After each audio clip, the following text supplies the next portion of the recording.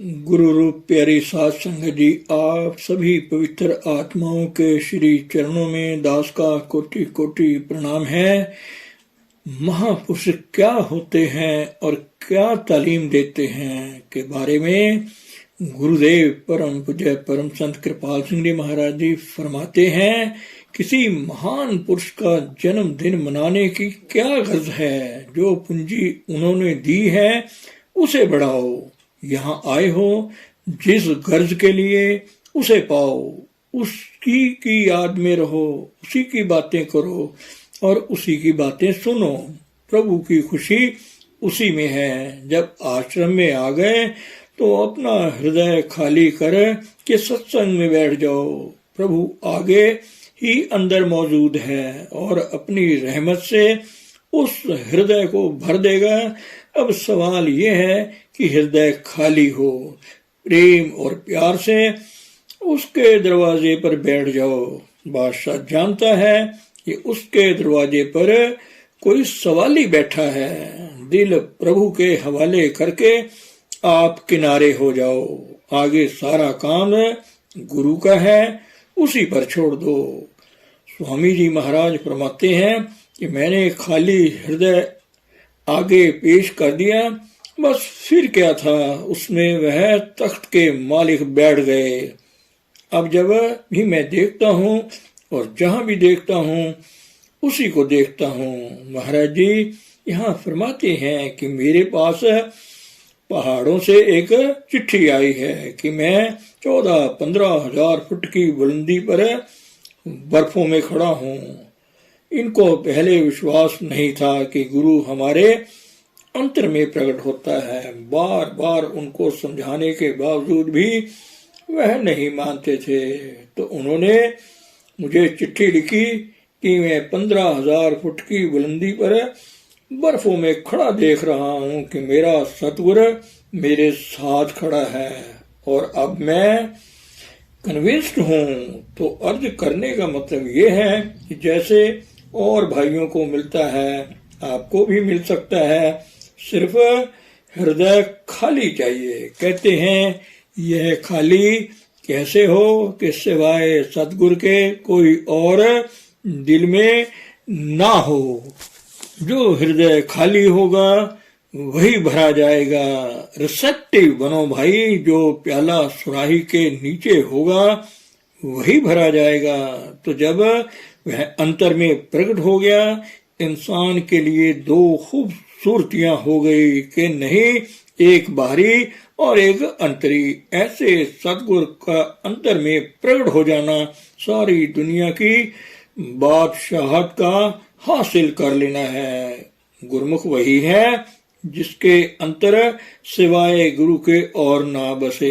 फरमाते हैं महाराज जी कि अगर तू मुझे मिलना चाहता है तो गैरों को रास्ते से हटा दे। आगे और फरमाते हैं कि मेरे सीने की फिजा उस प्यारे प्रीतम से इतनी भर गई कि मुझे अब ख्याल ही नहीं है कि मैं यह हूँ या वह है। इस अवस्था को पाने के बाद ही शिष्य सिख कहलवाने का हकदार है। आगे और शानदार लफ्जों में कितनी खूबसूरती से बयान करते हैं कि ये अवस्था कैसे बने। इसके लिए भाई प्रेम चाहिए। और अब प्रेम कहाँ से मिलता है? प्रेम बाजार में है नहीं, खेतों में उगता नहीं। फिर आप ही फरमाते हैं कि परमात्मा ही प्रेम है और आत्मा उसकी अंश है, वह भी प्रेम का स्वरूप है और प्रेम ही से प्रेम प्रभु मिलता है। गुरु गोविंद सिंह जी महाराज ने यही फरमाया है कि साच कहूँ सुन लियो सब है, जिन प्रेम कियो तिन ही प्रभ पायो। जिन्होंने आपस में प्यार किया है वही प्रभु को पा सकते हैं। अब प्रेम की निशानी क्या है कि जब वह याद आए दो आंसू भर आए, बस यही प्रेम है। बोल कुछ ना कहे हर आंख देत है रोए। दुनिया के लिए तो आंसू बहते हैं। बच्चा बीमार हो गया, कोई नुकसान हो गया हो, कोई मर गया तो हौके लेता है, हाय हाय करता है और जार जार रोता भी है। अरे भाई, अंतर प्रभु की याद के लिए भी कभी आंसू बहे हैं। अब सवाल ये पैदा होता है कि प्रेम किससे हो। अरे भाई, यह दिल परमात्मा की अमानत है, उससे प्रेम बढ़ाओ। जब तक उसे नहीं देखा, जैसा कि वह बाहरी तौर पर हमारी तरह मल मूत्र का थैला लिए फिरता है, जीवों को निकालने के लिए, भूली हुई रूहों को मातलोक से निकालने वह आता है, उसके साथ प्रेम करो। उसका प्यार प्रभु का प्यार है। अब ऐसे सतगुरु की निशानी क्या है? जो ऐसा पूर्ण पुरुष होता है, वह पहले ही दिन सिख की अंतर की आंख खोलकर प्रभु को घट घट में बैठा है उसे देखने वाला बना देता है। जाओ अब ढूंढो, कहाँ मिलता है ऐसा सतगुरु। कोई सतगुरु संत कहावे, नैनो अलख लखावे। और फरमाते हैं, पर्दा दूर करे आंखन का, निज दर्शन दिखलावे। साधो सो सतगुरु मोहे भावे।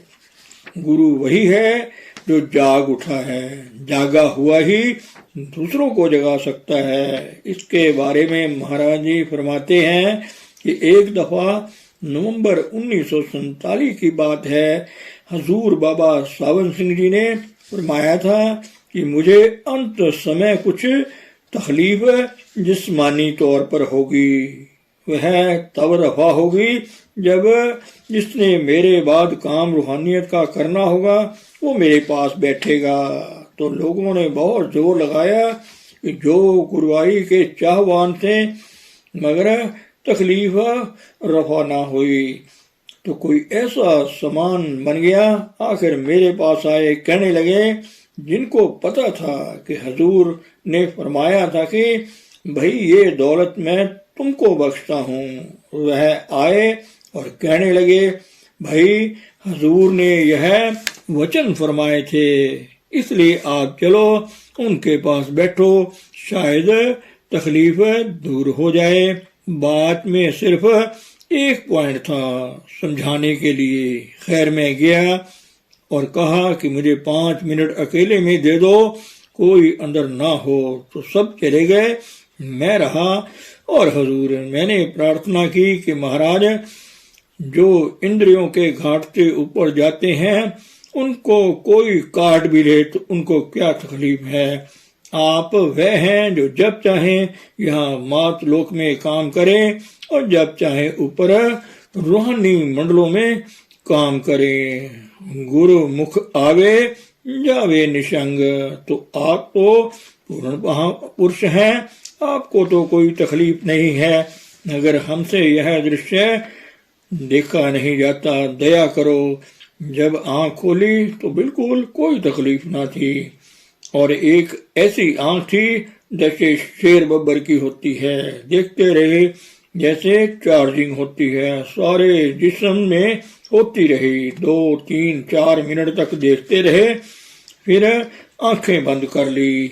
वही जो पहली सी रौनक थी, 3 धारें जो निकलती थी माथे पर, बिल्कुल वही। मैंने बुलाया उनको जो बाहर खड़े थे, देखो भाई हजूर को कोई तकलीफ बाकी है तो यह उनकी बरकत थी। यह चीजें आंखों से मिलती हैं, याद रखो, समझे। ये जो काम यहाँ हो रहा है हजूर महाराज जी की दया से हो रहा है।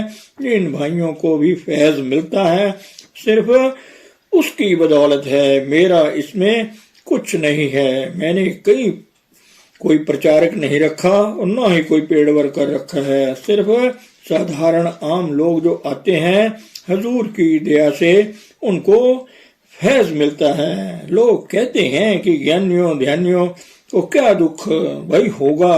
मैं तो अपना जिक्र करता हूँ। जब हजूर चोला छोड़ गए थे मैं तो जंगलों में चला गया था, यही प्रण किया था कि मैं अब दुनिया में वापस नहीं आऊंगा, मगर प्रेरणा हुई कि चलो वापस, तो आना पड़ा। ऐसे ही एक दफा गुरमत सिद्धांत लिखी जा रही थी, उसमें एक मजमून था गुरु सिख का कि अगर सिख का गुरु चोला छोड़ जाए तो उसकी क्या हालत होती है। गुरु साहिबान ने फरमाया है कि त्रिक जीवन संसार ताके पाछे जीवना। जर्जरी साहिब एक महात्मा हुए हैं, उनके मुर्शद चोला छोड़ गए थे। वह आए, पता चला कि मुर्शद चोला छोड़ गए। एक मिसरा गाया, बे यार गार बुदन मुर्दन हजार उल्ला, कि यार के बगैर में जीने से मरना बेहतर है। कब्र पर लेट गए और मर गए। हजूर ने यह वाकया 2-3 बार पढ़वाया और कहा कि पढ़ो। कृपाल सिंह तो वह यही बतलाना चाहते थे कि ए बदकिस्मत इंसान, तुझे भी यह वक्त देखना नसीब होगा।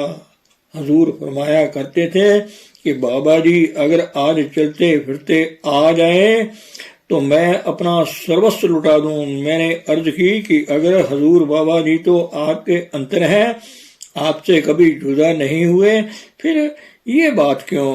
फरमाया कृपाल सिंह तुझे पता नहीं है। भाई वाकई ये बात है। जिन्होंने हजूर के वह चरण देखे हैं, वह आंखें देखी हैं, उनको चैन हो नहीं सकता, कैद भुगत रहे हैं। सच्ची बात तो ये है कि गुरु के बगैर जीना मौत से बदतर है। खुशकिस्मत हैं वे लोग जो जिसके हाथों पैदा हुए उसी के हाथों में चले गए। पीछे भी वह ताकत नहीं छोड़ती, इसमें कोई शक नहीं। बाहरी 2 लुत्फ हैं और अंतरी सिर्फ एक। ऐसे पुरुष के बाहरी साये में रहकर दुनिया भूल जाती है, सब दुख दूर हो जाते हैं। कई बार दिल में बड़े इरादे लेकर जाना, मगर वहां जाकर सब कुछ भूल जाना। इसलिए कहा है माई गुरु चरणी अति मीठे। अमृतसर का एक वाक्य है। हजूर के वक्त का, हजूर बैठे थे, सुबह का वक्त था, मैं भी वहां बैठा था। एक सिख भाई आए दर्शन करने। पूछा कैसे आए हो। कहने लगे रात मुझे बुलाने गए थे, मुझे दर्शन दिए, कहने लगे मैं फला मकान में ठहरा हुआ हूँ, आ जाओ तुम। सो आ गया। यह कोई माजरे नहीं वाकयात है, ऐसे वाकयात हैं जो रूल्स व कायदों के मुताबिक हैं, मगर जिनके मुतल्लक हमें अभी नहीं पता। मैडम ब्लास्ट की थी, लाहौर में गई, वहां कई प्रोफेसर बैठे थे, उनसे उसकी कोई बात कही तो प्रोफेसर कहने लगे कि यह जो तू कहती है वह अफसाना ही अफसाना है, जैसे छत से फूलों की बारिश होना मुमकिन है। मैडम ने कहा professor do you think it is impossible. Professor क्या तुम इसको नामुमकिन समझते हो। इतने में छत से फूलों की बारिश हुई और मेज भर गई। प्रोफेसर हैरान रह गया। मैडम ने कहा प्रोफेसर हैरान होने की बात नहीं, ये भी कानून कुदरत के मुताबिक है, जिनका अभी हमें कुछ पता नहीं। आए रोज ऐसे वाकयात पेश आती हैं, चिट्ठियां आती हैं कि दर्शन हो रहे हैं, अंतर में ख्वाह किसी ने देखा भी ना हो। धन सतगुरु, धन गुरु प्यारी साथ संगत जी।